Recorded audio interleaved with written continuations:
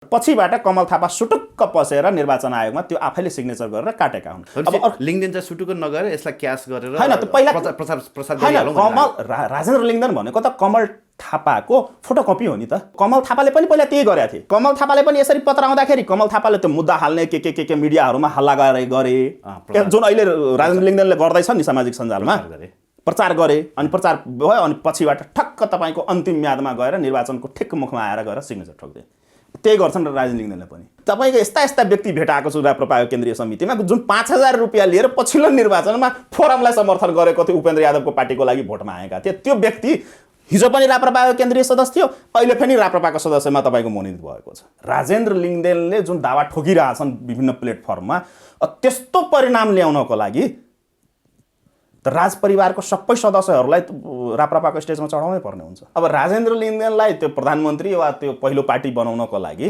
त जुन राप्रपाको जुन अहिले गतिविधि देखियो मतलब राजेन्द्र लिङ्गदेनको जुन गतिविधि देखिएको छ त्यो भनेको त तपाईँको बढीमा बढी 1-2 प्रत्यक्षमा निस्केला, त्यो पनि बढी र 3% थ्रेसहोल्ड कटाउला जसो तसो जोहो तोहो गरेर त्योभन्दा बढी त हैसियत देखिँदैन।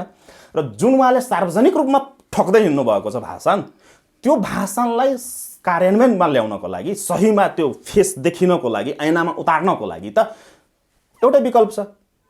विभिन्न मञ्चहरूमा 7वटा प्रदेशमा राजपरिवारका सबै महाराज धीराज सरकारलाई पनि, युवराङ्गीलाई पनि, युवराजलाई पनि, अरू सबै राजपरिवार पुरै हिमानी ट्रस्टलाई उठाएर लग्यो भने तब 165 मा 165 पनि जित्न सकिन्छ। त्यो आफ्नो ठाउँको कुरा हो, 165 होला।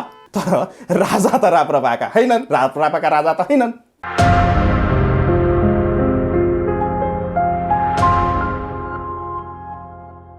दर्शकवृन्द नमस्कार।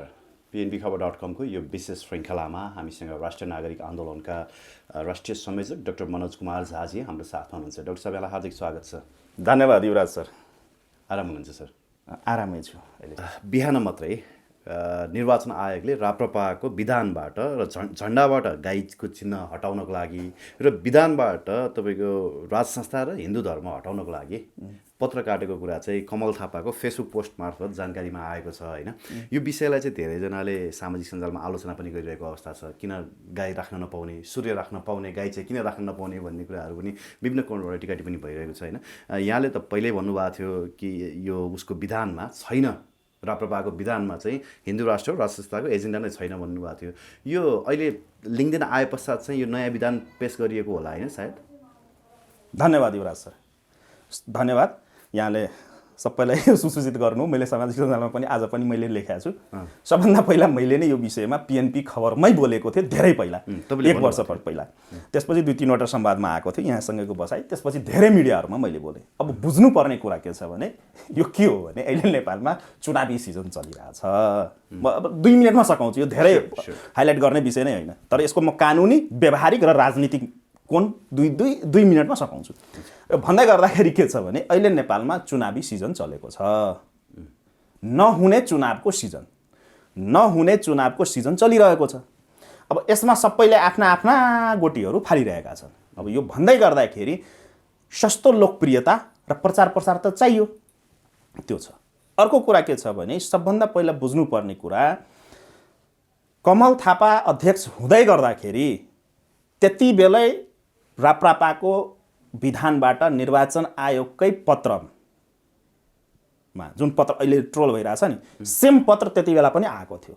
त्यसपछि कमल थापाले ढिपी कसेपछि निर्वाचन आयोगसँग ढिपी कसदै गयो, खुब मिडियामा ट्रोल गराइयो र पछिबाट कमल थापा सुटुक्क पसेर निर्वाचन आयोगमा त्यो आफैले सिग्नेचर गरेर काटेका हुन्। किनभने कानुनी प्रावधान के छ भने या त तपाईँले पत्र काट्छ, समय दिन्छ, त्यहाँ गएर तपाईँ सच्याउनुहोस्, सच्याउनु भएन भने या त तपाईँको दल खारिज गरिदिन्छ निर्वाचन आयोग, या त निर्वाचन आयोग आफैले संशोधन गरिदिन्छ। त्यो अधिकार निर्वाचन आयोगलाई छ।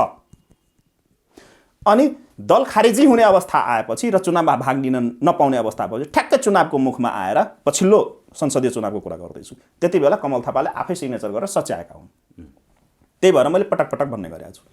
अब अर्को कुरा, यो माघ 2 गतेको पत्र जुन अहिले ट्रोल भइरहेछ, 1 हप्ता पहिलाको पत्र, यो पत्र के हो भने यहाँले जुन भन्नुभयो नि, यो राप्रपाको भर्खरै सम्पन्न राष्ट्रिय महाधिवेशन कुनै पनि राष्ट्रिय महाधिवेशन सम्पन्न भएपछि वा तपाईको केन्द्रीय कार्य समितिहरूको मिटिङबाट केही कुराहरू पारित भएपछि निर्वाचन आयोगमा दर्ता भएका दलहरूले त्यो सम्पूर्ण गतिविधि निर्वाचन आयोगलाई बुझाउनु पर्ने हुन्छ। यो कानुनी हो। मान्छे कानुन बुझ्दैनन्, हावाको तालमा टिका टिप्पणी गरिरहेको हुन्छन् कि हेरिरहेको छु म पनि फेसबुकमा।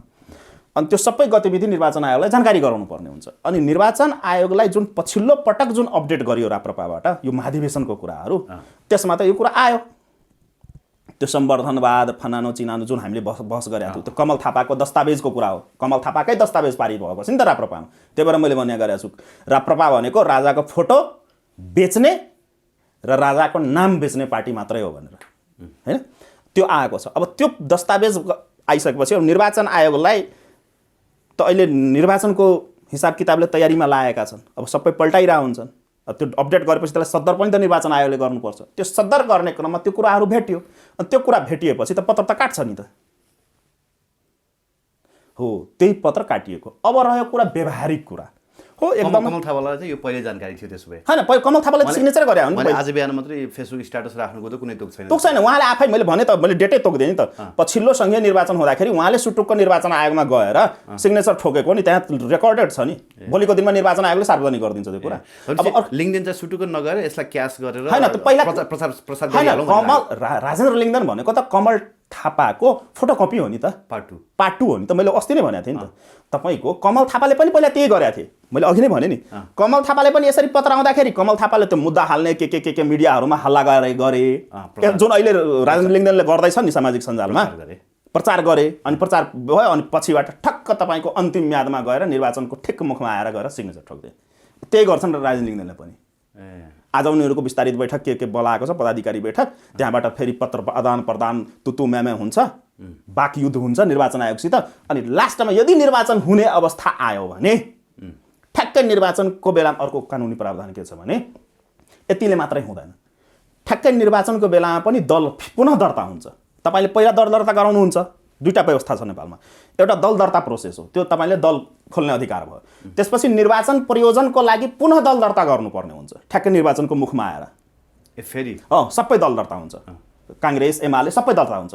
किनभने दल त यहाँ धेरै दर्ता छ नि। अहिले 170-80 वटा दल दर्ता छ। सबै दलले त चुनावमा भाग लिँदैनन्।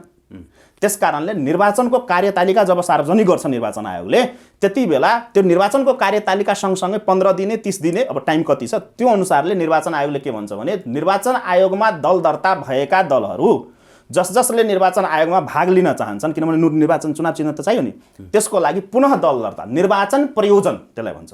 अहिले भनेको दल खोल्नको लागि र निर्वाचन प्रयोजनको लागि दल दर्ता भनेर एउटा म्याद दिन्छ। एकदमै मार्मिक कुरा गर्दैछु यहाँकै प्रश्नमा। अनि त्यति बेला फेरि पुनः दलहरू दर्ता हुन्छन्। हो, त्यही पुनः दल दर्ता निर्वाचन प्रयोजनको लागि हुने दल दर्ता प्रक्रियाको बेलामा कमल थापाले गएर त्यहाँ सिग्नेचर ठोकेको हुन्। हो, त्यही गर्छन् राजेन्द्र लिङ्गदेनले पनि। अहिले आएर त वक्तुति गर्छन्, अनि त्यो त्यतिकै पेन्डिङमा भइरहन्छ आदान प्रदान पत्र आदान प्रदान। अनि ठ्याक्कै निर्वाचन जति बेला आउँछ नि, पुनः निर्वाचन प्रयोजनको लागि जब नोटिस आउँछ निर्वाचन आयोगको, त्यति बेला गएर राजेन्द्र लिङ्गदेन पनि सोटुक्क त्यहाँ सही ठोकिदिन्छ। अनि फेरि निर्वाचनमा जान्छ। अनि जनता त भ्रम। अब यति कुरा त जनताले बुझिराख्नु पर्दैन। हो, यही कुरा हो। भनेपछि यो सब के हो भने छारो हाल्ने। मैले त्यही भएर पटक पटक भन्ने गरेको छु, राजाको फोटो र नाम बिक्री गर्ने संस्था बाहेक राप्रपा केही पनि होइन। स्ट्यान्ड लिन्छन् कि फेरि राजेन्द्र लिङ्गदेनले अलिकति स्ट्यान्ड लियो भने फेरि स्ट्यान्ड लिन्छन् त। मैले त भने त पत्रयुद्ध स्ट्यान्ड।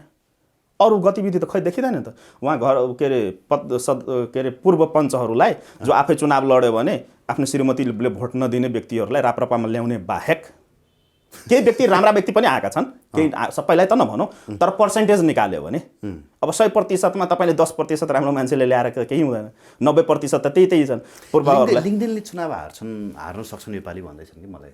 त्यो त सम्भावनाको खेल हो है। त्यो त सम्भावनाको खेल हो, त्यतातिर नजाउँ। तर जुन यहाँले आश्चर्य व्यक्त गर्नु हो नि केही गर्छन् भनेर, त्यो त देखिँदैन नि त। त्यो तपाईँले मैले देखिरहेको छु केन्द्रीय समितिमा सिफारिस गरेका व्यक्तिहरू, तपाईँको यस्ता व्यक्ति भेटाएको छु राप्रपाको केन्द्रीय समितिमा जुन 5000 रुपियाँ लिएर पछिल्लो निर्वाचनमा फोरमलाई समर्थन गरेको थियो, उपेन्द्र यादवको पार्टीको लागि भोटमा आएका थिए। त्यो व्यक्ति हिजो पनि राप्रपाको केन्द्रीय सदस्य थियो, अहिले पनि राप्रपाको सदस्यमा तपाईँको मनोनित भएको छ। नाम चाहिँ नभनौँ, राप्रपाको सदस्य, राप्रपाका केन्द्रीय सदस्य।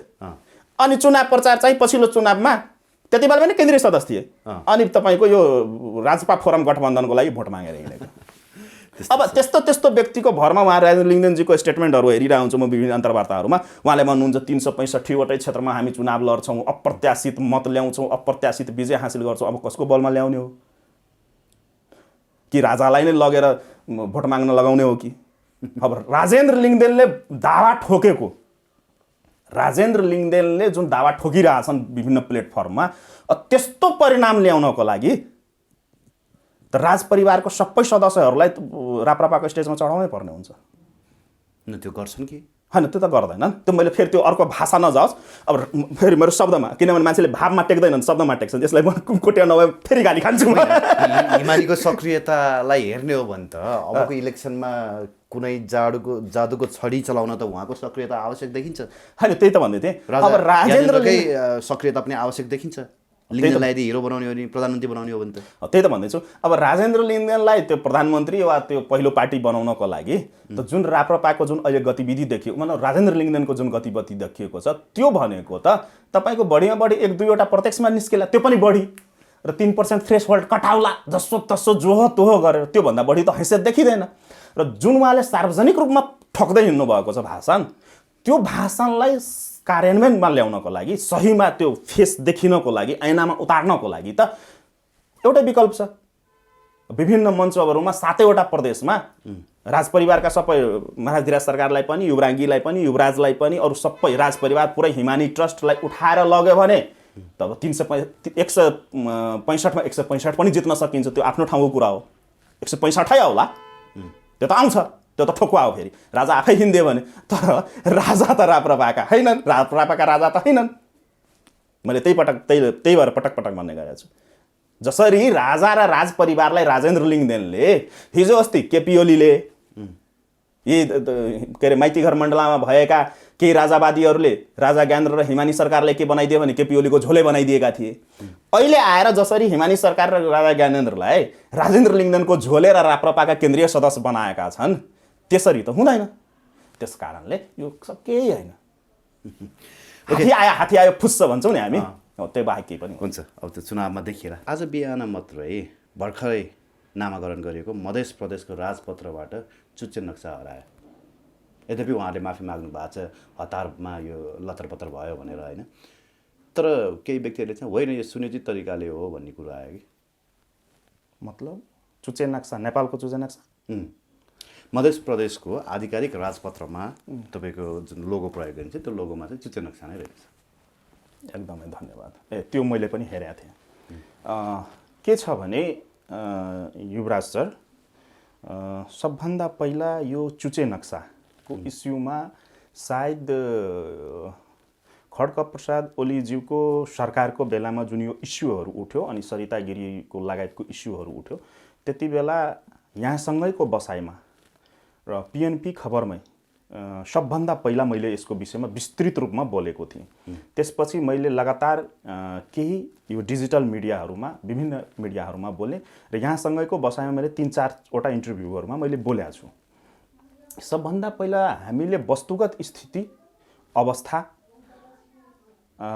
अनि सन्धि सम्झौताहरूमा टेक्न सक्नुपर्छ पहिला त्यसपछि म त्यो जोड्छु त्यहाँ किन हरायो कसरी हरायो र के हुँदैछ भनेर यो अवस्था छ अब भन्दै गर्दाखेरि करेन्ट अफेयरमै जोड्दाखेरि यो चुच्चे नक्सा के भयो भने विगत यो 45-46 को यो तथाकथित परिवर्तन र यो दलदलवाद जब नेपालमा हाबी भयो र यो नेपाली जनतालाई र नेपाल राष्ट्रलाई दलीय गुलामीकरण मैले जुन पटक यो शब्द प्रयोग गर्ने गरेको छु यो दलीय गुलामीकरणमा जब रुमालियो यो देशलाई जनतालाई प्रजातन्त्र भनेको दल खोल्नु हो जनता भनेको नागरिक भनेको कुनै पनि अमुक पार्टीका झोले झम्टे सदस्यता बोकेका कार्यकर्ताहरू नै हुन् नेपालको नागरिकताभन्दा बढी महत्त्व पार्टीको सदस्यता पत्रलाई जब दिन थालियो यो सबै गराउनको लागि कतै न कतै र विभिन्न घटना परिघटना र परिदृश्यहरूलाई हामीले केलायौँ भने यो चुच्चे नक्सा जुन छ यो लिम्पियाधुरा लिपुलेक कालापानी लगायतका इस्युहरू यो इस्युहरू के भयो भने जनताको अभिमत तान्नको लागि, आफ्ना राजनीतिक पसलहरूलाई जलमल गर्नको लागि, त्यसलाई फस्टाउनको लागि पटक पटक उठाउँदै गरेको यो विषयवस्तु हो। यसको वास्तविकता एक ठाउँमा छ, तर जुन प्रचलन देखियो अब एमाले पार्टी नै भनेको खड्गप्रसाद ओलीको उदय भनेकै तपाईँको त्यो चुचे नक्साले गर्दा भएको। एमाले पार्टीको सङ्गठन विस्तारदेखि लिएर उसले ओढ्ने राष्ट्रवाद, उसले भजन गाउने राष्ट्रवाद भनेकै तपाईँको सुरुदेखि नै 45-46 को पछि नै, जबकि त्यो कालापानी लिम्पियाधुरा लिपुले भारतलाई हस्तान्तरण गर्ने कमिटीको प्रमुख नै केपी ओली थिए। हामीले पटक पटक विभिन्न अन्तर्वार्तामा उठाएका छौँ। अब रह्यो जुन अहिलेको सन्दर्भमा जुन यो चुचे नक्सा जुन भनिएको छ, व्यापक रूपमा सामाजिक सञ्जालमा एकदम ट्रोल भइरहेको इस्यु छ होइन। मलाई के भन्नु छ भने संसदको लोगो, केही महिना अगाडि जुन संसदको लोगो कति लाख रुपियाँ खर्च गरेर बनाइएको थियो, त्यो सुन र चाँदीको जलप हालेर के गरेर, त्यसमा पनि त चुचे नक्सा हराएको थियो नि त। कस्तो असंवेदनशीलता हो त यो। सांसदको लोगोबाटै तपाईँको चुचे नक्सा हराउँदा त्यसलाई ट्रोल नगरिने र यो तपाईँको यो संहिता भनेकै त तपाईँको नेता पाल्ने, देशलाई विखण्डित गर्ने, देशलाई टुक्रा टुक्रा पार्नेतिर त अग्रसर देखिएकै छ नि। त्यहाँ भन्दा टेक्नुभन्दा पहिला त हामीले संसद सचिवालयमा टेक्नु पर्यो नि। हामी तपाईँ जस्ता राष्ट्रभक्तहरूले कुरा उठाएपछि त्यसको स्पष्टीकरण चाहिँ संसद सचिवालयले पछि 2-3 दिनपछि दियो। अर्को कुरा, हामी किन बिर्सिन्छौँ, केही महिना अगाडि मात्रै बाबुराम भट्टराईको एउटा फोटो सामाजिक सञ्जालमा ट्रोल भएको थियो। गमछा लिएर नेपालको चुच्चे नक्सा छोपेर को फोटो पनि त सार्वजनिक भएकै हो नि। अर्को कुरा, अब चुच्चे नक्सा हामी भनिरहेछौँ। चुच्चे नक्सा जारी गरेको झन्डै अब 1 वर्षभन्दा बढी भइसक्यो। चुच्चे नक्सा जारी गरेको अब 2 वर्ष हुन आँट्यो। यो 2 वर्षमा खड्गप्रसाद ओलीले एउटा प्रधानमन्त्री जस्तो गरिमामय पदमा बसेका व्यक्ति आफ्नो देशको संसदको रोस्टममा उभिएर आफ्ना छिमेकी मित्र राष्ट्रको लोगोमाथि समेत त्यो सिंहमेव जयते र के सत्यमेव जयते गरेको गर्दा हामीले ताली पड्काएकै हो नि, एउटा सामान्य कूटनीतिक मर्यादालाई समेत उल्लङ्घन गरेर। तर यो 2 वर्षमा मेरो भनाइको तात्पर्य के हो नि, यो 2 वर्षमा नेपाल सरकारले त्यो कालापानी लिम्पियाधुरा लिपुलेख फर्काउनको लागि, आफ्नो स्वामित्वमा लिनको लागि के पहल गरे त? यहाँ हामी के भयो भने हाम्रो नेपालको राजनीति नै तपाईँको सेन्टिमेन्टमा बढ्ने भयो के। हामी धरातलीय वस्तुगत अवस्थामा टेक्दैनौँ, यथार्थमा टेक्दैनौँ र कुनै अमुक नेता, कुनै अमुक पार्टीले केही भनिदिँदैमा हामी ताली पड्काउनमा। अब त नेपाली जनताले यो सोध्नु पर्यो नेपाल सरकारसित, त्यो चुच्चे नक्सा ल्याउनमा तिमीहरूले के पहल गर्यौ त? किनभने त्यो चुच्चे नक्सा त विशुद्ध रूपमा हामी तपाईँ जस्ता देशभक्तले त्यो माइतीघर मण्डला र लगायत विभिन्न ठाउँमा देशैभरि आन्दोलन गर्दा र तपाईँ जस्ता राष्ट्रभक्त मिडियाहरूले यसलाई स्थान दिइदिँदा मजबुरीमा आएर विवश भएर जारी गरिएको हो। त्यो भन्दै गर्दा अर्को तथ्य के यहाँ बिर्सिरहेका छौँ भने चुच्चे नक्सा जारी गरियो र नक्सा जारी गरेपछि त्यो भूमि हाम्रो हो कि होइन भनेर कमिटी पनि त हामीले हेर्यौँ नि त बनाएको, त्यही केपी ओली सरकारले। त्यति डिटेलमा नजाऊ, मैले थोरै प्रश्न। अब रह्यो कुरा, अर्को कुरा, त्यो चुच्चे नक्सा प्रदेशको जुन उसबाट आएको छ, यसलाई अब विभिन्न तरिकाबाट भनिँदैछ। अब हिजो मध्य प्रदेश नामाकरण हुने बित्तिकै मोदीले बधाई दिने, अनि अहिले भर्खरै चुच्चे नक्सा हराउने, यो कि मतलब होइन संयोग हो कि सुनियोजित हो भन्ने मतलब होइन। यसको 2टा कुरा छ, म 2तिरबाट भन्छु। मध्य प्रदेश जारी हुनु, अब अर्को कुरा के छ भने अरू प्रदेशहरूको नामाङ्कन हुँदाखेरि खासै कसैको टाउको दुखाइ नहुनु, चुइक्क नबोल्नु होइन। विभिन्न प्रदेशहरूको गठन हुँदाखेरि चुइक्क नबोल्नु, मन्त्रालयहरू फाँट बखडा हुँदाखेरि चुइक्क नबोल्नु। आज पनि सुन्दैछु 5वटा मन्त्रालय कुन 1 नम्बर कि 2 कुन नम्बर प्रदेशमा टुक्र्याउँदैछन् भनेर 3 नम्बर कतातिर हो सुन्दै थिएँ, एउटा मिडियामा आउँदै थियो। राष्ट्रसभा निर्वाचनपछि तुरुन्तै 5वटा मन्त्रालय थप्ने भनेर एउटा कुन प्रदेशमा। अब अरू प्रदेशहरूको नामाङ्कन हुँदाखेरि, अरू प्रदेशहरूको गतिविधि हुँदाखेरि चुइक्क नबोल्ने कोही, अनि 2 नम्बर प्रदेशको नाम मध्य प्रदेश हुँदै गर्दा अब यसमै टेकौँ यहाँकै प्रश्नमा। विखण्डनको सुरुवात हो भने त डाक्टर राजेश अहिराजले समेत भन्नुभएको छ त। एकैछिन। अब राजेश अहिराजले के भन्नुभयो त्योसित मतलब भएन, उहाँले नै विद्यावादी मधेसवादमै गर्नुभएको छ। अनि यो त विखण्डनको सुरुवात हो भन्नुभएको होइन, उहाँले मधेसवादमै गर्नुभएको छ नि त पिएचडी। उहाँको पिएचडीको जुन उपाधि छ, पिएचडीको उपाधि जुन छ त्यो मधेसवादमा हो। ए मधेसवादमा हो हो, मधेसवादमा हो। अब उहाँले बोल्दाखेरि विखण्डन भन्नुहुन्छ, अनि उहाँले पिएचडी गरेको टियुबाट सर्टिफिकेट लिएको विषयवस्तु नै मधेसवाद हो। त्यसको विश्लेषण कुनै दिन गरौँला। त्यो के दस्तावेज छ त्यहाँ, के लेखिएको छ उहाँको पिएचडीको थेसिसमा, के लेखिएको छ त्यो सायद मभन्दा बढी अरू कसैलाई थाहा नहोला, किनभने त्यसको ठुलो पार्टमा हो म, जससित यहाँले अहिले साक्षात्कार गर्दै हुनुहुन्छ। उहाँको पिएचडीको थेसिसको सबभन्दा ठुलो पार्टमा हो, व्यक्तिगत रूपमा र साङ्गठनिक रूपमा हाम्रो सङ्गठन, होइन। त्यस कारणले मलाई धेरै कुरा थाहा छ। अब उहाँले पिएचडी नै मधेसवादमा गर्नुभएको छ, अनि उहाँले कुन मधेसवादमा पिएचडी गर्नुभएको हो त्यो सोध्नु पर्यो यहाँ जस्तो वरिष्ठ पत्रकारज्यूहरूले। अनि तपाईँले गर्दा मधेसवादमा पिएचडी गर्ने, अनि 2 नम्बर प्रदेशको नाम मधेस राख्दाखेरि टुक्रिने वा संहिता आउँदाखेरि टुक्रिने, जुन उहाँले देश टुक्रिने कुरा गरिराख्नु भएको छ, त्यो कुन आधारमा भन्नुभएको हो त? मिलेन नि त। उहाँले पढेको गरेको विषयवस्तु र बोलेको विषयवस्तु त मिलेन। त्यो हो एउटा। उहाँकै प्रिभियस क्यारेक्टरिस्टिक्स र अहिलेको क्यारेक्टरिस्टिक्स मिलिरहेको छैन। अब त्यो छ आफ्नो ठाउँमा, कसैको व्यक्तिगत टिका टिप्पणी नगरौँ, यसले धेरै कुरा अर्थ लगाउने मान्छेले लगाइसक्छ, त्यो आफ्नो ठाउँमा कुरा। अब रह्यो यहाँले भनेको कुरा, म त्यहीँतिर टेक्दै थिएँ। अब मधेस जुन नाममाथि यहाँ किचलो भइरहेको छ काठमाडौँमा केही व्यक्ति केही समूहले, अनि म ती व्यक्तिहरूलाई सोध्न चाहन्छु, मनु मखु मर्सिया ख भनेको के हो?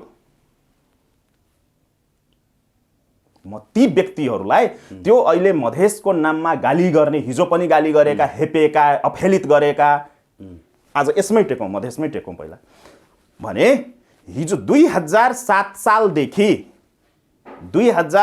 सालदेखि हालसम्म 2061-62 सम्म व्यापक रूपमा जनकपुर वा वीरगञ्जको नाइट बस, जनकपुर वा वीरगञ्ज या सिराहातिरबाट नाइट बसमा कोही मान्छे चढेर आएकै भरमा, चाहे त्यसको नामको थर जेसुकै होस्, त्यो नाइट बसबाट कालीमाटी कलङ्कीमा ओर्लेकै भरमा, कसैले धोती कुर्ता गम्छा लगाएकै भरमा सडेको टमाटरले स्वागत गर्ने यही काठमाडौँ होइन? हामीले देखेका छौँ नि त। अनि मनु मखु मर्सिया ख यो कहाँको थियो हो? काठमाडौँकै हो। यसको अर्थ के त? यो कसलाई इङ्गित गरिएको हो? मनु मखु मर्सिया खको अर्थ यो होइन, यो मान्छे होइन, यो मधेसी हो भनेको। नेपालीमा यो मान्छे होइन मधेसी हो, नेपालीमा यो मान्छे होइन मधेसी हो भन्नु र नेवारी भाषामा मनु मखु मर्सिया ख भन्नु एउटै कुरा होइन?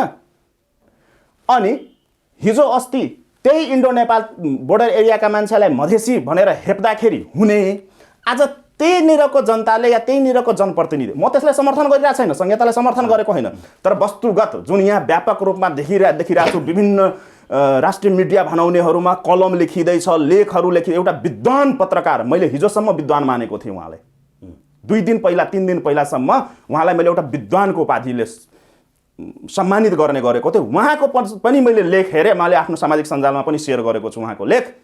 त्यो हेर्दाखेरि देखियो त्यसमा 40% कुरा त सत्य लेखिएको छ, तर 60% कुरालाई बङ्ग्याएर व्यापक रूपमा निर्मम रूपमा तपाईँको कलमद्वारा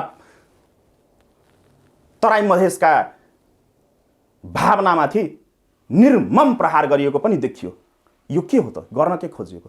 भन्दै गर्दाखेरि युवराज सर, जब तपाईँले ऐतिहासिक तथ्यहरूलाई, संस्कृतिलाई, परम्परालाई, वेशभूषालाई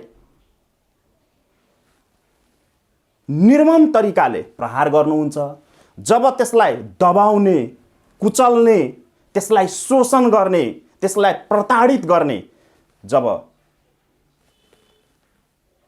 योजनाबद्ध तरिकाले, रणनीतिक तरिकाले, मानसिक रूपले, भौतिक रूपले, कानुनी रूपले, संवैधानिक रूपले जब तपाईँ प्रहार गर्नुहुन्छ, तबको वितण्डता त यस्तै हुन्छ नि।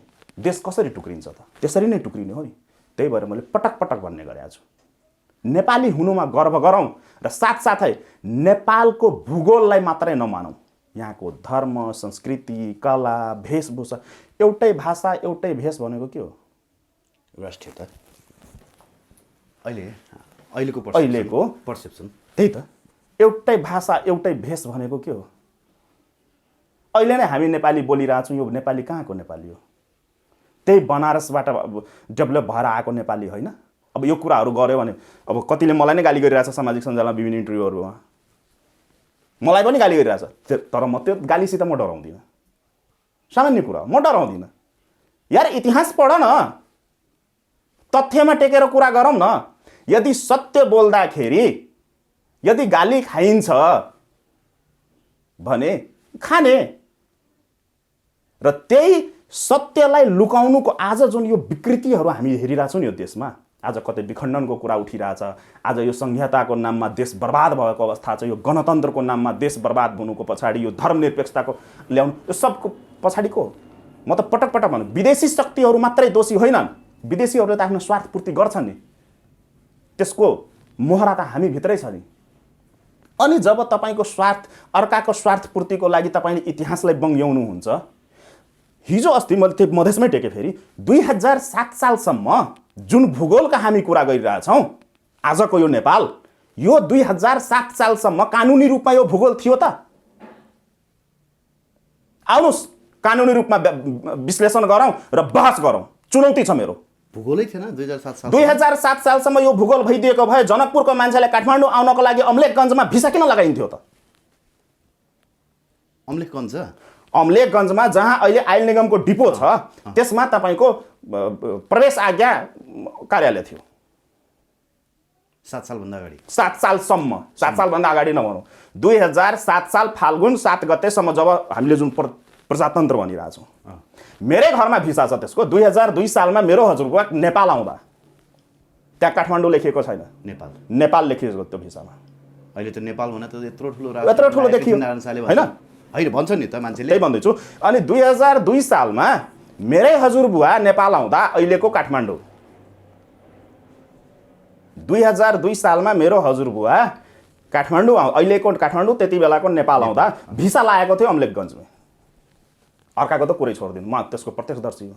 छ त्यो अहिले पनि हाम्रो घरमा छ। अब यो बिचमा कहीँ धेरै पुरानो अस्तिसम्म त थियो, अब यो बिचमा केही कारणले मुसाले काट्दै त्यो अर्कै कुरा हो। त्यति मात्रै होइन, म आफ्नै सामाजिक एकछिन मैले अलिकति जोडेँ। एकजना व्यक्ति हुनुहुन्छ, मैले उहाँको नाम किटान गर्न सकिनँ, मसँग त्यसको स्न्यापसटहरू छ। उहाँले लेख्नु भएको छ, ल हेर्नुहोस् काठमाडौँ कति सुरक्षित थियो त्यति बेला, मधेसीहरूलाई यसरी जथाभावी काठमाडौँ प्रवेश गर्न दिँदैन थियो, अहिलेको जस्तो विदेशी समेत खुलेआम आउन सक्ने ठाउँ हो र भनेर गर्व गरेर लेख्नु भएको छ यो कुरालाई। त्यही भनौँ। अब जसले त्यो लेख्नु भएको छ त्यसको भाव अर्थ के हो? गर्व गरेर लेख्नु भएको छ। त्यति मात्रै होइन, मसित म तपाईँलाई अहिले पनि उपलब्ध गराउन सक्छु। सायद यो अन्तर्वार्ता सँगसँगै तपाईँले त्यो डकुमेन्ट पनि हालिदिनु होला। म 2 हात जोडी अनुरोध छ। श्री 3 राणा सरकारले जारी गरेको सूचनामा समेत तपाईँको काठमाडौँलाई नेपाल भनिएको छ र मधेसी जनतालाई मधेसी भनिएको छ। मधेसबाट, म देश होइन देश भनेपछि यस्ता यस्ता धेरै तथ्यहरू छन्। अब रह्यो मधेस। अब मधेस शब्द नै तपाईँको गलत शब्द हो एक किसिमले भन्दै गर्दा। मध्य देशबाट मधेस भयो, मधेसबाट मधेस भयो। यसरी हुँदै गर्दाखेरि राजनीतिक कालखण्डमा प्रयोग गर्दै गर्दा यसरी आइएको शब्द, ल्याइएको शब्द हो। अब यो सबै विकृति विसङ्गतिहरू के छ भने, जब तपाईँले जनतालाई शासन सत्ताबाट विमुख गर्नुहुन्छ, एउटा भूगोललाई नै राष्ट्रियताको प्रतीक मान्नुहुन्छ, जब एउटा भूगोललाई नै तपाईँ राष्ट्रियताको प्रतीक मान्नुहुन्छ, त्यहाँको बसोबास गर्ने, त्यहाँको धर्म संस्कृति, कला, जात जाति, वेशभूषा, भाषा लगायतको कुराहरूलाई उपेक्षा गर्नुहुन्छ भनेपछि त यो विकृतिहरू आउँछ। सर मेरो मनमा अझै खड्किरहेको छ कि अघि तपाईँले भन्नुभयो मनुमखु मर्सिया ख भन्नुभयो होइन, काठमाडौँका स्थानीय नेवारहरूले सायद त्यो भन्थ्यो होला, अथवा त्यो कुन परिवेशमा भनिएको थियो, त्यसको अर्थ चाहिँ मधेसीहरूलाई मान्छे नै गर्दैन थिए अथवा उनीहरूलाई कुटे पनि हुने, मारे पनि हुने भन्ने सन्दर्भमा त्यो भनिएको थियो कि के थियो त्यसलाई अलिकति? त्यति बेला त्यो एउटा पाटो हुनसक्छ, त्यो तपाईँले भनेको त्यो हाइपोथेटिकल कुरा हुनसक्छ, त्यो पनि होला।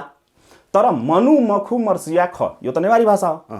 यसको अर्थ चाहिँ मैले बुझ्न खोजेको, यसको सिधा अर्थ, त्यसको भाव चाहिँ जेसुकै हो, सिधा अर्थ त बुझियो, सिधा अर्थ त त्यही परिवेशमा त्यो प्रयोग रह्यो कुरा मैले नेवारी समुदायले भन्न खोजे होइन।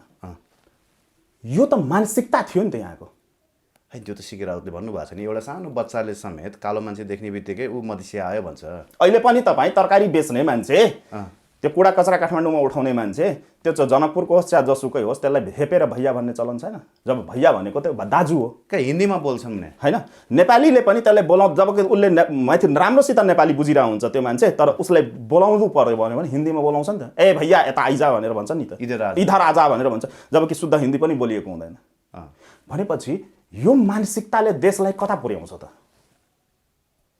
र यो जति पनि विकृतिहरू हामी हेरिरहेछौँ नि, यो गणतन्त्र, संघीयता, धर्मनिरपेक्षता, के पहिचान, के अधिकार, यो सब तपाईँको के हो भने राज्य सत्तामा जो जति बेला हालिमुहाली गरे, जोसुकै होस्, चाहे त्यो राणा शासनकाल होस् चाहे त्यसपछिका समयहरू, अहिलेसम्म नेपालको एकीकरण या गोर्खा राज्य विस्तार पछिको जुन अवस्था आयो र त्यसपछि जुन शासन सत्तामा हालिमुहाली गर्न पुगे, खास गरी राणा शासनकाल भनौँ न, राणा शासनकालदेखि लिएर हालसम्म के भयो भने नेता व्यवस्थापन गरियो। मैले रिपिट गरेँ, धेरै गम्भीर कुरा गर्दैछु युवराज सर। यहाँ के गरियो भने एउटा परिपाटी के बसालियो भने नेपाली राजनीतिमा नेतालाई व्यवस्थापन गर्दै जाने, या त त्यसलाई खरिद बिक्री गर्ने, सत्ता लोलुपता विभिन्न कुराहरूमा व्यवस्थापन गरिदिने, या त त्यसलाई सिध्याइदिने। तर मुद्दागत विषयवस्तु समस्याहरूको समाधान व्यवस्थापन भएन। त्यसैले कारणले पनि यो राष्ट्रिय नागरिक आन्दोलन जुन मैले सुरु गरिरहेको छु र अहिले विभिन्न प्लेटफर्ममा पनि उठिरहेको छ, हामीले पटक पटक भनिरहेछौँ, कसैलाई मन्त्री बनाउँदैमा, कसैलाई प्रधानमन्त्री बनाउँदैमा, कसैलाई कुनै जात विशेषलाई केही दिँदैमा समस्याको समाधान हुँदैन। जबसम्म 3 करोड आम नेपालीलाई भावनात्मक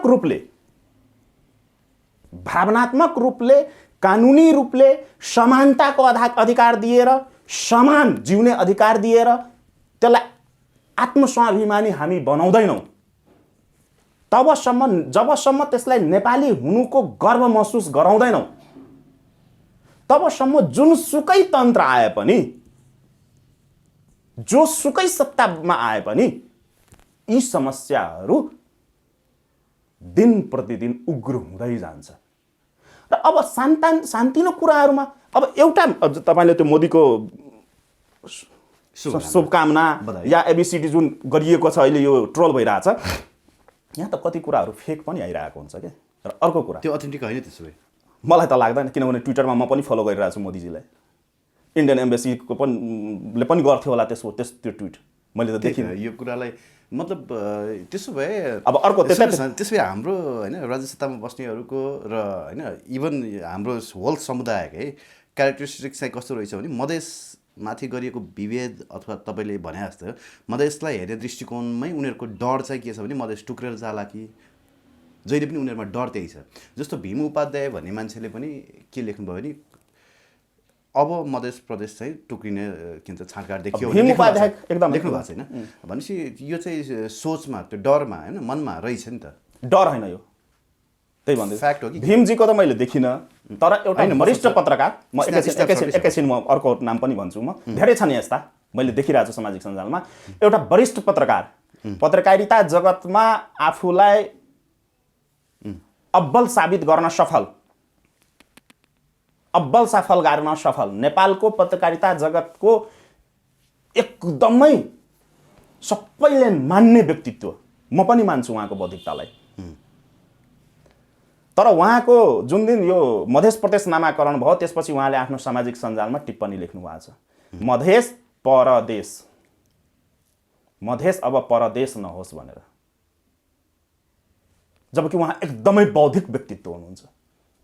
भन्दै गर्दा मैले अघि नै भने, अरू प्रदेश हुँदाखेरि देश नटुक्रिने, भुटानीहरूलाई लाखौँको सङ्ख्यामा नागरिकता दिँदाखेरि, हजारौँको सङ्ख्यामा नागरिकता दिँदाखेरि देश नटुक्रिने, यही काठमाडौँमा कलोनीको कलोनी भुटनिजहरू, रोहिङ्यामाथि हामीले विश्लेषण गरेको जाँदै थिए, भुटनिजैहरू यहाँ 4 तले 5 तले घर बनाएर बसिसक्दा नेपाली पासपोर्ट धारण गरिसकेका देश यिनीहरूकै हातमा हुने, तिब्बतियनहरू त्यत्तिकै, रोहिङ्या शरणार्थीहरू सैकडौँको सङ्ख्यामा PNP-ले नै ब्रोडकास्ट गरेको थियो, त्यसपछि मैले कतिवटा अन्तर्वार्तामा बोलेको छु, अन्य मिडियामा पनि मैले गएर बोलेको छु, त्यो नहुने।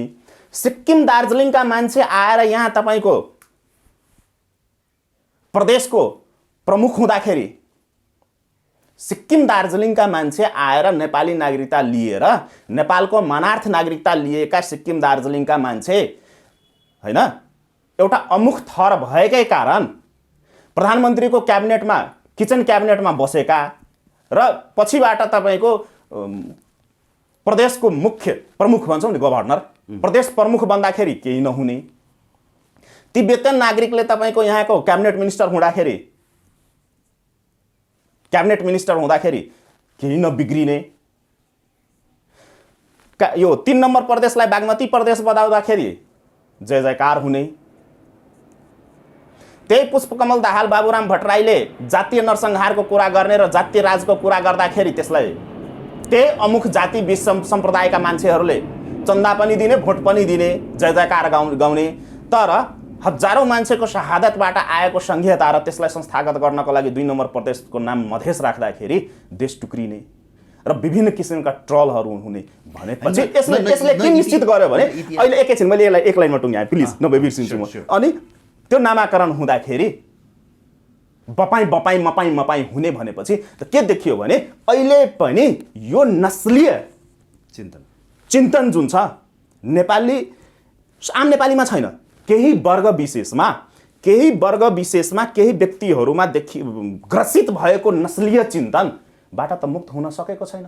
यसको मतलब त के हो भने जसरी त्यो नस्लीय चिन्तनले, एकै मिनट, जसरी त्यो नस्लीय चिन्तन, युवराज सर, जसरी त्यो नस्लीय चिन्तनले आज देशलाई 7 टुक्रा गर्यो, मैले टुङ्ग्याएँ, जसरी त्यही नस्लीय चिन्तनको कारणले आज देश 7 टुक्रा भएको छ, 7वटा प्रदेश बनेको छ, यही नस्लीय चिन्तनलाई यसै गरी हावा दिने हो भने त यिनीहरूकै कारणले, त्यहाँका जनताका कारणले होइन, त्यस्ता टिप्पणीकार, त्यस्ता लेखक, त्यस्ता अभिव्यक्ति दिनेहरूकै कारणले तिनीहरूले नै देश टुक्र्याउने हो नि त। देश टुक्र्याउनमा अरू कसैको हात हुँदैन। तिनीहरू खाएकै, तिनीहरूको घरदेखि लिएर किचनदेखि लिएर बेडरुमसम्म त चलेकै, खोजताछ गर्नुहोस् न, को कसको चुलो कहाँबाट चलेको छ र के बाट पाएर मिडियामा बोल्नेदेखि लिएर टिप्पणी गरिरहेका छन्। तपाईँ खोतल्दै जानुहोस् न, सबैको वास्तविकता बाहिर आउँछ। तिनीहरू भनेकै तपाईँको टिम बी हो। आफूलाई बौद्धिकता, आफूलाई नागरिक समाज, आफूलाई अभियन्ता, आफूलाई वरिष्ठ पत्रकार, वरिष्ठ अभियानीको ट्याग लगाएर देशमा र जनतामा फाटो हाल्ने र यो विकृतिहरूलाई कुनै न कुनै रूपले प्राश्रय दिने गतिविधि त भइरहेको छ नि त। होइन, तर मधेस प्रदेश नामाकरण हुँदाखेरि न इतिहास, न धर्म संस्कृति, परम्परा, रीतिरिवाज, होइन, त्यहाँको केही कुराहरू पनि त्यसले चाहिँ इन्डिकेट गरेन, त्यसले प्रतिनिधित्व गर्न सकेन भनिरहेका छन्। कि त जानकी प्रदेश भइदिए भए हुन्थ्यो, अथवा जनकपुर प्रदेश भइदिएको भए हुन्थ्यो, मिथिला प्रदेश भइदिएको भए हुन्थ्यो भन्ने मान्छेहरू धेरै देखिए। एकदमै धन्यवाद, एकदमै धन्यवाद। त्यसको विरोधमा म पनि छु। मधेस प्रदेश नामाकरणको सबभन्दा पहिलो विरोध गर्ने व्यक्ति म हो। अब यति कुरा मैले अघि न जुन यो अन्तर्वार्ताको क्रममा बोले, यसले गर्दाखेरि एउटा मान्छेको कन्सेप्ट होला, तर त्यो पनि खोलौँ। संविधान सभा 2मा मैले पटक अन्तर्वार्तामा उठाउँदै गरेको छु। संविधान सभा 2मा राजनीतिक संवाद तथा सहमति समिति जुन बनेको थियो बाबुराम भट्टराईको नेतृत्वमा, र नेपालका जति पनि ए र बी सी लेभलका जति पनि पार्टीका नेताहरू थिए सबै थिए त्यसमा मैले 25 पेजको दस्तावेज दिएको छु। त्यसमा मैले संहिताको सन्दर्भमा मैले के भनेको थिएँ भने, यदि संहिता ल्याउने नै हो भने संहितालाई एउटा विकासको इकाइको रूपमा राखौँ। फेरि रिपिट गरेँ, संहितालाई विकासको इकाइको रूपमा राखौँ, देशलाई 3वटा प्रदेशमा बाँडौँ, हिमाल, पहाड, तराई वा नाम अरू राख्दा हुन्छ, जे राखौँ, तर एउटा कन्सेप्ट दिएको थिएँ। र पहिचान र सामर्थ्यको जुन बहस चलिरहेको छ, पहिचान र सामर्थ्यको आधारमा नामाकरण गर्दाखेरि सब प्रदेशहरूको गठन गरौँ, यो जिल्ला अञ्चलहरू हटाइदिउँ, त्यो यदि संहितामै जाने हो भने। र त्यही क्रममा मैले जानकी प्रदेशको अवधारणा ल्याएको थिएँ। अब रह्यो कुरा मधेस, जानकी, तिरहुत या मधेस, जेसुकै राख, मधेसको पृष्ठभूमि छैन। मधेस भनेको 2010 साल, विक्रम सम्वत 2010 सालपछि नेपाली वर्ष भनौँ न, नेपाली मिति 2010 सालपछि नेपालको राजनीतिमा उदाएको शब्द हो मधेस। त्योभन्दा पहिला मधेस शब्दको थिएन। मधेस थियो, मध्य देश थियो, मधेस शब्द थिएन। 2010 सालपछि मधेस शब्दले स्थान पाउन थाल्यो, त्यसपछि संस्थागत हुँदै गयो राजनीतिक रूपमा। यहाँ त राजनीतिक रूपमै स्थापित हुने हो। तर अब मिथिला राख्दाखेरि के छ भने विशुद्ध रूपमा त्यो 2 नम्बर प्रदेश जुन अहिले भनिएको छ, त्यहाँको संस्कृति, कला, भाषा, वेशभूषा लगायतका कुराहरू भनेको त्यो तिरहुत मधेससित गाँसिएको देखिन्छ। त्यो भनेको पहिचान हो। तर जब हामी मिथिलाको कुरा गर्छौँ, बरु मधेसले देश टुक्रिँदैन, तर मिथिला राज्य राख्यो भने टुक्रिन्छ। किनभने मिथिलाको भूभाग नेपालमा जति पर्छ अहिले, त्यसको 70-75% भूभाग भारतमा छ। पहिलाको ऐतिहासिक मिथिला भनेपछि त त्यही हो। मिथिला तपाईँले नाम मात्र राखेर हुन्छ? कुनै पनि, अब यसलाई अलिकति गम्भीर बनाऊ। अब यो मधेस जति गर्दा पनि त्यही हो। मिथिलामा टेकौँ। अब मिथिलामा टेक्दै गर्दाखेरि तपाईँले नाम मात्रै राखेर हुँदैन नि। हाम्रो नेपालीको एउटा भनाइ छ, नाम अनुसारको कर्म पनि हुनुपर्छ भनेर। जस्तै युवराज, हजुरको नाम युवराज हो। नाम युवराज, तर युवराज जस्तो कर्म पनि त हुनु पर्यो नि। तपाईँले युवराजै नभए पनि तर युवराज जस्तो लक्षण त देखिनु पर्यो नि। तर त्यो देखिएन भने त्यसको त अर्थै हुँदैन नि। त्यस्तै मिथिला। अब मिथिला त हामी नामाकरण गरौँला, तर मिथिलाको भूगोल पनि त चाहियो। मिथिलाको भूगोल भनेको त्यो सप्तरीदेखि लिएर वीरगन्जसम्म मात्रै होइन। मिथिलाको तपाईँले नक्सा हेर्नुभयो भने मिथिलाको नक्साले के भन्छ भने उत्तरमा हिमालय, दक्षिणमा गङ्गा, उत्तरमा हिमालय, दक्षिणमा गङ्गा, पूर्वमा कोशी र पश्चिममा गण्डक।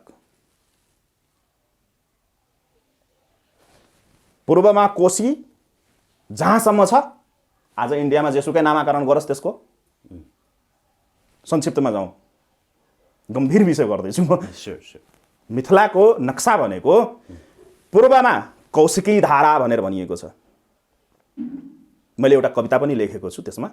मिथिलाको नक्सामै एउटा कविता लेखेको छु। हुन खास गरी मैले लेखेको होइन, मैले करेक्सन मात्रैको मेरो म्याडमले लेख्नु भएको छ। त्यो एउटा धेरै मिडियाहरूले लेखेको थियो, म तपाईँलाई दिउँला। त्यो मैथिली भाषामा प्रकाशन गरिएको छ। त्यसमा मिथिलाकै वर्णन छ त्यो कवितामा। अनि त्यो मिथिलाको नक्सा अहिले पनि एभाइलेबल छ। त्यो मिथिलाको नक्सा तपाईँले हेर्नुभयो, मिथिला या तिरहुतको नक्सा तपाईँले हेर्नुभयो भने पहिला मिथिला, पछिल्लो तपाईँको 13औं शताब्दीतिर तिरहुत। 13औं शताब्दीतिर त्यही मिथिलाको नामलाई तिरहुत गरियो। सिम्रौनगढ जसको राजधानी, मिथिलाको राजधानी जनकपुर। तिरहुत र मिथिलाको तपाईँले भौगोलिक नक्सा हेर्नु भने लगभग उस्ता 5-10% यताउति होला। उत्तरमा हिमालय भनिएको छ, दक्षिणमा गङ्गा भनिएको छ, पूर्वमा कोशी भनिएको छ, कोशीको उद्गम स्थलदेखि लिएर लास्टसम्मको, र पश्चिममा गण्डक भनिएको छ। त्यो भूगोल ल्याउनुहोस् न त। त्यो 8वटा जिल्ला मात्र मिथिला र तिरहुत होइन नि। त्यस कारणले त्यो सम्भव छ। तिरहुत पनि त्यति विशाल थियो। तिरहुत विशाल। पछि सिमरनगढ हुँदा पनि सिमरनगढ, त्यसको कुनै दिन गरौँला। त्यसको म पुरै लामै दिन्छु। त्यसमा तथ्यहरू छ मसित। त्यो छ होइन, मसित प्रमाणहरू छ। डकुमेन्टमा बोल्ने हो म, डकुमेन्टै छ मसित। त्यो छ। त्यस कारणले त्यो छ। अब रह्यो, त्यसपछि तपाईँले यहाँ प्रश्न सोध्न सक्नुहुन्छ, अनि जानकी प्रदेश किन राख्नुभयो त? मैले जुन अघि भने, मैले के भनेको थिएँ भने मधेस पनि होइन, यो मध्य देशको एउटा आफ्नो भूगोलिक ऐतिहासिक आधारहरू छ। अब आन्दोलनलाई, अब यो खाते मधेसवादीहरू अलिकति चर्को बोल्नुपर्ने भयो। अस्तिदेखि हेरिरहेको छु, जुन दिनदेखि यो 2 नम्बर प्रदेशको नामाकरण मधेस भयो, त्यो दिनदेखि यो खाते मधेसवादीहरू जुन छ, आफूलाई स्वघोषित मधेसका ठेकेदार बनाउनेहरूले एकदम बपाई गरे। कति नै ठुलो इन्द्रासन जिते जस्तो, कति नै ठुलो तीर हाने जस्तो सबै लुटेर सिध्याइदिए। त्यहाँ 2 नम्बर प्रदेशकोलाई बर्बाद पारिदिए। जनकपुरलाई मच्छरालय बनाइदिए। मच्छरहरूको राजधानी बनाएका छन्। खुट्टा हिँड्ने ठाउँ छैन। जानकी मन्दिरलाई नर्क बनाइदिए। ठुलो उपलब्धि भन्छ। मधेस आन्दोलनको मुद्दा त्यही थियो। मधेस आन्दोलनको जनपरिचालन समितिको संयोजक हो म।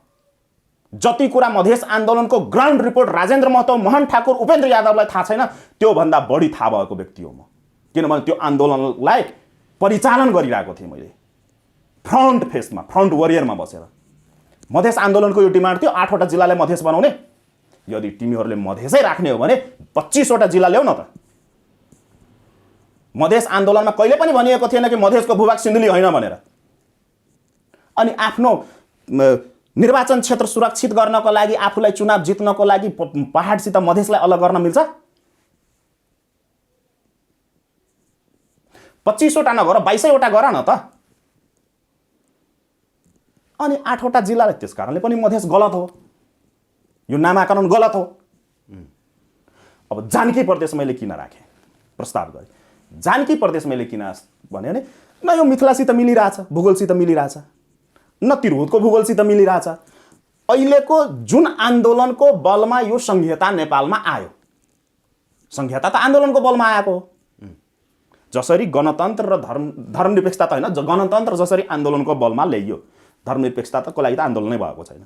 गणतन्त्र जसरी आन्दोलनको बलमा ल्यायो, विदेशी इन्ट्रेस्ट आफ्नो हामीले धेरै विश्लेषण गरेको छौँ, त्यतातिर नजाउँ आज। जसरी गणतन्त्र लमसममा कुरा गर्दैछु म, जसरी गणतन्त्र एउटा आन्दोलनको बलमा ल्याइयो, खुनी सङ्घर्षको बलमा, त्यसरी संहिता पनि त तपाईँको आन्दोलनको बलमा आएको। हजारौँको 2010 सालदेखि लिएर हालसम्मको आन्दोलनको रेकर्ड हेर्ने हो भने त 50,000 मान्छेले बलिदानी दिएका छन्। मात्रै तपाईँ यो 10 वर्षको अवधि हेर्नु हो भने झन्डै 2000 मान्छेको शहादत भएको छ संहिताको लागि, सरकारी डाटाले भनिरहेछ।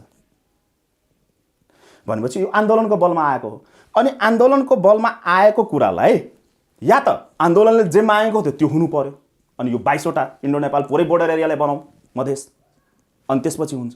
नभए यो तिरहुत र मिथिलाको नक्सासित मेलै खाँदैन, अनि तिरहुत र मिथिला राख्नै मिलेन। जसरी मधेसको नक्सासित मिलेन त्यसरी तिरहुत र भनेपछि जानकी प्रदेश मैले किन भने जानकीको जन्मस्थल त जनकपुर हो, र अहिलेको 2 नम्बर प्रदेश भनेको त जानकीको सीता जसलाई भनेका छौँ हामीले भन्ने गर्यो। राजा जनक, शिरध्वज जनक, मिथिको सन्तान, राजा मिथिको 17औं या 21औं पुस्ता हो। राजा मिथिको वंशज राजा शिरध्वज जनक की छोरी जानकी, जसलाई हामीले पुरै विश्वले मानेका छन्। जानकीजीको मन्दिर पनि छ त्यहाँ। अनि पहिचानसित पनि हुने, धर्मलाई पनि इङ्गित गर्ने, मिथिला र मैथिली भाषाको प्रादुर्भावकर्ता पनि जानकी नै हुन्। मिथिला र मैथिली भाषाको प्रादुर्भावकर्ता पनि जानकी नै हुन् सीता। त्यसपछि मिथिलाको गौरवमय इतिहासलाई सीताको समयमा आउँदासम्म पुरै राम रावण युद्धदेखि सबै त्यसमा देखिएको छन्, एउटा विभिन्न पाटाहरू छन् त्यसमा, भूमिकाहरू। यो सबै गर्दाखेरि र जुन भूगोलमालाई अहिले यो भनौँ न कानुनी रूप दिन खोजिएको छ एउटा प्रदेशको रूपमा, त्यो गर्दाखेरि सबभन्दा उपयुक्त शब्द भनेको के थियो भने जानकी प्रदेश। जसरी यहाँ बागमती प्रदेश राखियो, बागमती नदीलाई एउटा बागमती सभ्यतालाई विकास गर्नको लागि र बागमती सभ्यतासित जोडिएको विषय भयो। जस्तै 3 नम्बर प्रदेशलाई बागमती प्रदेश भनियो हैन, उतातिर लुम्बिनी प्रदेश के भनिएको छ सायद, खोजिएको छ। त्यसरी नै 2 नम्बर प्रदेशलाई यदि जानकी प्रदेश राखेको भए त्यसले एउटा सभ्यताको पनि विकास हुने, त्यसलाई मिथिलाको परम्परा पनि झल्किने, त्यसमा मिथिला पनि आउने, तिरहुत पनि, यो सबैको एउटा कमन फ्याक्टर के हुन्थ्यो भने जानकी प्रदेश हुन्थ्यो। जुन यो ठुलो गल्ती भएको छ र आउने भविष्यमा यही व्यवस्था रहिरह्यो भने त्यो चेन्ज हुन्छ। यो मध्य प्रदेश रहँदैन, यो जानकी प्रदेश नै हुन्छ। वेल, आज हामीले राष्ट्रिय राजनीतिमा देखिएका हैन विभिन्न कुराहरूबारे वर्णन गरौँला भन्ने सोचिरहेको थिएँ, तर मधेसमै हामी केन्द्रित भयौँ। यो मधेसमै केन्द्रित भइरहँदा नि मधेसमा देखिएका 1-2टा सिनेरियोहरू, हुन त तपाईँले नाम नलिदिनु भन्नुभएको थियो अघि होइन, 1-2टा कुराहरू जोड्नै पर्ने भयो, किनभने हामीले यति धेरै कुराहरू विश्लेषण गरिसक्यौँ। यो अन्तमा देखिएका केही परिदृश्यहरूलाई पनि हामीले यहाँ जोडौँ होला। जस्तो रेणु यादवको अभिव्यक्ति, अर्को गौर हत्याकाण्ड होइन, मत्स्याएर भए पनि सिके राउतलाई मार्ने किसिमको त्यो अभिव्यक्ति आयो, त्यो पनि हिन्दीमा होइन।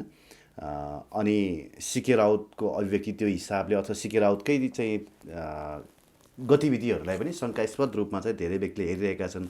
उहाँले चाहिँ जति सक्दो चाहिँ अझ तराईमा अहिले आन्दोलन आओस् अगाडि फ्रन्टमा होइन, आन्दोलनको लागि कसैले त्यसलाई इग्नाइट गरिदियोस् प्रोभोक गरिदियोस् भन्ने उहाँले चाहिरहनु भएको छ। उहाँले प्रशासनसँग त्यो हिसाबले चाहिँ च्यालेन्ज गरिरहनु भएको छ, किसान आन्दोलनको नाममा च्यालेन्ज गरिरहनु भएको छ। यता फेरि रेणु दाहालले चाहिँ फेरि सिके राउतलाई प्रोभोक गरिरहनु भएको छ र सूचना अर्को कतिसम्म पनि आयो भने सिके राउत अहिले पनि भूमिगत सङ्गठन चलाइरहनु भएको छ, सशस्त्र विद्रोहको तयारीमा हुनुहुन्छ भन्ने कुरा पनि केही साथीहरूले भन्नुहुन्छ। यो कहाँसम्मको सत्य हो, यसलाई कसरी हेर्नु भएको छ? अब यहाँले प्रश्न राख्दै गर्दाखेरि जुन कुराहरू भन्नुभयो त्यसमा अब सत्यता कति छ छैन त्यो मलाई थाहा हुने कुरा भएन। अब त्यो सिके राउतजीलाई थाहा होला। अनि उहाँ मेरो सङ्गठनमा पनि हुन्न, म पनि उहाँको सङ्गठनको प्रवक्ता पनि होइन। तर म जुन भाव थियो यहाँको प्रश्नमा त्यसलाई म चिर्ने कोसिस गर्छु। सबभन्दा पहिला कुनै व्यक्तिमा टिप्पणी गर्नुभन्दा पनि राजनीतिक संस्कार र राजनीतिक पद्धति जुन नेपालमा बसाइएको छ त्यसलाई हामीले विश्लेषण गऱ्यौँ भने यहाँको प्रश्नको ठ्याक्कै उत्तर आउँछ। म कुनै व्यक्तिको नाम नलिकन भन्छु, म कुनै व्यक्तिलाई टार्गेट नगरिकन। अब रेणु यादवको पृष्ठभूमि भनेको पञ्चे हो। म टक्कटक बुदा मात्रै भन्छु, बुझ्नेले बुझिहाल्छन्। रेणु यादव 2045 सालभन्दा पहिला पञ्चे पृष्ठभूमिका व्यक्ति, 2045 पछि राप्रपाका नेता, मन्त्री खाएका, मधेस आन्दोलनको टाइममा मधेस आन्दोलन पछि, मधेस आन्दोलन नभनौँ, मधेस विद्रोह भनौँ, मधेस विद्रोह 1 पछि विभिन्न ग्रान्ड डिजाइनमा जसरी उपेन्द्र यादवको जन्म भयो, जसरी त्यसमा गिरिजाप्रसाद कोइरालाले भूमिकाहरू खेले र विभिन्न पार्टीका प्रचण्डले पनि, माधव नेपालले पनि लगायतकाले भूमिका खेलेर जसरी उपेन्द्र यादवको जन्म गराइयो, त्यसपछि एउटा अन्तर्राष्ट्रिय ग्रान्ड डिजाइन तहत जसरी मधेसी जन अधिकार फोरम भन्ने एउटा एनजिओलाई एउटा राजनीतिक शक्तिको रूपमा स्थापित गराइयो विभिन्न तानाबानाहरू बुनेर। त्यही क्रममा मधेसी जनअधिकार फोरममा केही व्यक्तिहरूलाई छिराइएको थियो। विजय गच्छेदार, जेपी गुप्ता, रेणु यादवहरू त्यसरी आएका हुन्। त्यो हाम्रै आँखाका अगाडि भएका घटनाहरू हुन् र त्यसमा म प्रत्यक्ष संलग्न छु। म एउटा नेतृत्वकर्ता मध्येको थिएँ र म त्यो आन्दोलनमा सडकमै भएको व्यक्ति हो। त्यति बेला सँगसँगै हिँडेको म उपेन्द्र यादवहरू सँगसँगै। उपेन्द्र यादव जति बेला काठमाडौँमा दुलामा छिरेका थिए र यहाँ काठमाडौँका नेसनल मिडियामा भनिँदै थियो उपेन्द्र यादव भूमिगत भयो, इन्डियामा गएर बस्यो, त्यति बेला उपेन्द्र यादव यही काठमाडौँको शान्तिनगरमा एउटा मन्त्रीको घरमा बसेर पैसा गनेर बसेका थिए। र हामीहरू त्यति बेला आन्दोलन मसाल लिएर सडकमा पुलिसको लाठी र गोली खाइरहेका थियौँ। त्यो सिनहरू अहिले पनि हाम्रो अगाडि झलझल्ती छ। अब रह्यो कुरा यो प्रवृत्ति मैले किन भन्न खोजेँ भने मधेस मात्रै नभनौँ, 2007 सालपछि नेपालको राजनीतिले के देखाइरहेको, नेपालको राजनीतिक इतिहासले के देखाइरहेको छ भने कुनै पनि राजनीतिक शक्तिको जन्म विध्वंसात्मक गतिविधि, हत्या र हिंसाबाटै स्थापित भएको हो। चाहे त्यो नेपाली काङ्ग्रेस होस्, हामी किन बिर्सिन्छौँ? नेपाली काङ्ग्रेसको पनि त जन्म सशस्त्र आन्दोलनबाटै भएको हो। जसलाई अहिले एमाले भनिएको छ त्यसको पनि जन्म विध्वंसात्मक गतिविधिबाट भएको हो। केपी ओली आफै पनि भन्छन् मैले कतिजनाको 24 जनाको टाउको काटेर 14 वर्ष जेल बसेँ भनेर। महान कुराहरू। त्यसपछि माओवादी 20,000 मान्छेलाई मारेर देशलाई 500 वर्ष पछाडि धकालेर यहाँ भएको हो। त्यसरी नै मधेसी जनअधिकार फोरम गौर हत्याकाण्डबाट स्थापित गराइएको, स्थापित भएको होइन गराइएको हो। र गौर हत्याकाण्डका पछाडि अगाडिमा उपेन्द्र यादव देखिए पनि त्यहाँ विभिन्न शक्तिहरू थिए त्यो घटनामा। त्यतातिर नजाउँ, इतिहासको क्रममा त्यो खुल्दै जानेछ, केही कुराहरू आइ पनि सकेका छ। अब रह्यो कुरा राउतजीले गरेका गतिविधिहरू। विशुद्ध रूपमा एउटा मन्त्रीको प्रोटोकलमा भएका व्यक्ति सार्वजनिक रूपमा त्यसरी कसैलाई पनि कुनै राजनीतिक व्यक्ति होस् या कोही होस् या आम जनता होस् या कसैलाई पनि त्यसरी त्यो शब्द प्रयोग गर्नु भनेको त्यो एउटा सत्ता उन्माद, विध्वंसात्मक मनस्थिति, अमानवीय, गैर राजनीतिक, भर्त्सना योग्य अभिव्यक्ति हो। त्यसलाई नकार्न मिल्दैन। चाहे त्यो मन्त्री होस् चाहे जोसुकै होस् या एउटा साधारण व्यक्तिले पनि त्यसरी सार्वजनिक रूपमा या व्यक्तिगत रूपमा पनि तपाईँले त्यसरी बोल्न पाउनुहुन्न। र उहाँले बोलेको कुरा यो अक्षम्य अपराधभित्र पर्छ। उहाँलाई त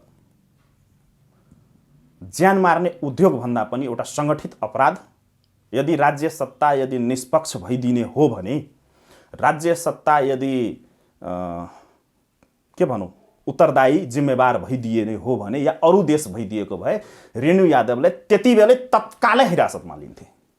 तर त्यहाँ सुरक्षा निकायले सुरक्षा दिएर बसेको अवस्था थियो। एउटा परिदृश्य त्यो छ। र अर्को परिदृश्य महाबटेको रेणु यादवले बोलेको कुरा मैले पनि सुने, मैले आफ्नो सामाजिक सञ्जालमा पनि सेयर गरेको छु। अब एउटा त त्यो हो, त्यो एकदमै निन्दनीय र भर्त्सना योग्य कुरा नै हो। तर त्यो रेणु यादवले बोलेका कुराहरू को परिस्थितिमा पनि हामीले टेक्न सक्नु पर्यो। के कारणले बोले त? रेणु यादव जस्तो व्यक्ति जसको पुरै जीवनकाल नै राजनीतिमै सक्यो, पारिवारिक पृष्ठभूमि हेर्ने हो भने एउटा जमिनदार परिवारको, पञ्चायतकालमा पनि एकदमै धनधन्ती भएको व्यक्तिको बुहारी, माइती भारतमा भएको, भारतमा पनि माइती एकदमै सुखी सम्पन्न परिवारकै, अहिले पनि सुखी सम्पन्न छन् भनेपछि त्यस्तो व्यक्तित्व भएको व्यक्ति उपेन्द्र यादवलाई यहाँसम्म पुर्याउनमा रेणु यादवको धेरै ठुलो योगदान छ। आज उपेन्द्र यादव जे छन्, रेणु यादव बिना उपेन्द्र यादवको परिकल्पना गर्न सकिँदैन। मैले फेरि त्यो नकारात्मक सेन्समा भनेको राजनीतिक सेन्समा भन्दैछु। उपेन्द्र यादवलाई यो हाइटसम्म पुर्याउने व्यक्ति नै रेणु यादव हो। विभिन्न प्लेटफर्ममा नेपालदेखि लिएर अन्तर्राष्ट्रिय स्तरसम्ममा चिनाउने भने त्यस्तो व्यक्तिले त्यस्तो आक्रोशमा कसरी, किनभने म रेणु यादवलाई धेरै नजदिकबाट चिन्दछु, धेरै नजदिकबाट। भनेपछि त्यहाँनिरको परिदृश्य के थियो भने त्यहाँ त सीके राउतजीले पनि त गैर राजनीतिक प्रवृत्ति त देखाएकै हुन् नि। तपाईँले कुनै पार्टीको कार्यक्रम नै गर्न दिँदैनौ, लाठी भाटा लिएर प्रतिकार गर्छौ, कालो झन्डा देखाउनु आफ्नो ठाउँको कुरो हो। तर त 25-50 जनाको हुल लिएर गएर कुनै एउटा पार्टीले कुनै कार्यक्रम सार्वजनिक स्थलमा राखेको छ, पहिल्यै घोषणा भएको कार्यक्रममा तपाईँले प्रतिकार गर्छु भनेर गर्न मिल्दैन। किसानको नाममा तपाईँले नाम किसानको दिने अनि त्यसको नाममा तपाईँले उद्दण्डता मचाउने अनि सार्वजनिक रूपमै चन्दा उठाउने त्यो आन्दोलनमा को नाममा यो चन्दा उठाउने अभियान हो नि त। अहिले भनेको यो आन्दोलन जुन सीके राउतजीले, मैले किसान आन्दोलनलाई भन्न खोजे होइन, मैले अस्ति पनि भनेको थिएँ, मेरो पूर्ण समर्थन छ। तर कुनै एउटा आन्दोलनको नाममा चन्दा उठाउने, कसैलाई धम्काउने, विभिन्न व्यापारीहरूलाई धम्काउने, विभिन्न राजनीतिक दलका नेताहरूलाई धम्काउने, एउटा पार्टी विशेषलाई इङ्गित गरेर फोहोर अपशब्दहरू प्रयोग गर्ने भनेपछि दुवैजनाको, मैले भन्नाको तात्पर्य के हो भने दुवैजनाको अभिव्यक्ति र क्रियाकलाप के देखियो भने दुवैजनाको अभिव्यक्ति र क्रियाकलाप गैर राजनीतिक देखियो। ओके, सीके राउतको सामाजिक सञ्जाल हेर्दाखेरि उहाँले प्रहरी प्रशासनलाई भगाएको, प्रहरी प्रशासनलाई कुटेको, प्रहरी प्रशासनलाई कुट्छु भनेको, प्रशासनसम्म चाहिँ न्यु खोजिरहेको उहाँको देखिन्छ। उहाँ प्रशासनलाई प्रवोक गरिरहनु त्यो होइन, त्यो सब त्यो के हो जस्तो कि कसैले गोली हानिदियोस् र अर्को तपाईँको मधेस आन्दोलनको सुरुवात चाहिँ हामी गरौँ भनेर चाहिँ उहाँ दाउ हेरेर बस्नु भएको छ कि जस्तो लाग्यो कि। म त त्यही अघि नै भनेको नि, 2007 सालदेखिको नेपाली राजनीतिको इतिहास हेर्ने हो भने त्यही हो नि त। अब सीके राउतजीलाई के लागिरहेको छ भने हिंसाले चाहिँ उहाँलाई राजनीतिमा स्थापित गर्छ भन्ने मान्यता उहाँले राख्नु भएको छ। त्यही हो, एकैछिन त्यही भन्दै थिएँ। के छ भने राउतजीको पछिल्लो कन्सेप्ट के देखियो भने, किनभने उहाँ पोलिटिकल विल भएको व्यक्ति त होइन, किनभने राउतजीलाई पनि म धेरै पहिलादेखि चिन्छु होइन। त्यस कारणले के छ भने अब उहाँले जतिसुकै त्यो फुल अभियानहरू चलाए पनि, जेसुकै गर्दा पनि साङ्गठनिक अवस्था त शून्य छ। मधेसमा सङ्गठन त छैन उहाँको, अहिले पनि छैन सङ्गठन। त्यो देखौँला, फेरि चुनाव आउँदैछ, सङ्गठनिक अवस्था त छैन। त्यो सङ्गठन भनेको फेसबुक सङ्गठन हो, फेसबुक सङ्गठन हो। र यस्तै यस्तै गतिविधिहरू कहिले त्यो राम मनोहर लोहियालाई अगाडि बढाएर हत्या गराउन लगाए, उपेन्द्र यादवलाई कालो झन्डा देखाउनेको क्रममा नेपालगञ्जका राम मनोहर लोहिया मारिएको हो, उपेन्द्र यादवकै प्रत्यक्ष निर्देशनमा, जसको विरोधमा हामी पनि उत्रेका थियौँ। अब त्यस्तै त्यस्तै गतिविधिहरू गर्ने अनि त्यसपछि आफ्नो एउटा सामाजिक सञ्जालमा एउटा पोलिटिकल स्टन्ट हान्ने अनि यस्ता यस्ता गतिविधि हुने अनि चन्दा आउने अनि त्यही क्रममा केही त्यस्तो बवन्डर भइदियो भने जसरी फोरमहरू तमलोपाहरू स्थापित भए मधेसमा त्यसरी हुने। त्यो बाहेक त केही पनि छैन नि। आइडियोलोजी के छ त, गतिविधि के छ त, हेर्नुहोस् न, र सङ्गठन के छ त? 50 जना सप्तरी, 50 जना सिरा, 25 जना धम्सा, यसरी ओसार्यो, 50 जना गरेर 200 400 500 मान्छे जम्मा गर्यो, अनि त्यही मान्छेले 2 नम्बर प्रदेशभरि यताबाट उता यताबाट उता कुदाएको छ भइगयो। भनेपछि त्यो फेरि त्यो सेन्ट्रलाइज पोलिटिक्स अर्को मधेस आन्दोलनको जुन डर यहाँ देखाइरहेका छन् केही मानिसले, त्यसको त्यो सब के त्यो दम छैन होइन, त्यहाँ छैन केही पनि। त्यो हुने भयो अस्ति नै भइसकेको थियो। अस्ति नै तपाईँको जति बेला त्यो किसान आन्दोलनमा सप्तरी र सिराहामा त्यत्रो बर्बर दमन गर्यो प्रशासनले, अब अर्को प्रमाण म दिन्छु। यदि त्यस्तो सङ्गठन भइदिएको भए सिके राउतजीको र त्यस्तो पोलिटिकल व्हिल पावर भइदिएको भए, त्यस्तो पोलिटिकल व्हिल पावर भइदिएको भए, त्यस्तो रणनीतिकार योजनाकार भइदिएको भए, त्यस्तो राजनीतिक दम्भ भइदिएको भए, जसरी सिराहा सप्तरीमा त्यत्रो निर्मम प्रहार भएको छ नि त किसानहरूमाथि, जसमाथि टेकेर अहिले सिके राउतजी राजनीति गर्दै हुनुहुन्छ, गर्न खोज्दै हुनुहुन्छ, त्यो आन्दोलन त बुस्ट भइसक्यो हुन्छ नि त, बुस्ट हुँदैन त? तपाईँ त्यहाँको सिन, रियल सिन हेर्नुहोस् न, यहाँ काठमाडौँको मिडियाले देखाएको सिन नभनौँ, रियल सिन हेर्नुहोस्, निर्मम प्रहार गरिएको छ, घेरा हाली कुटिएको छ। अनि त्यति बेला सिके राउत कहाँ गयो त?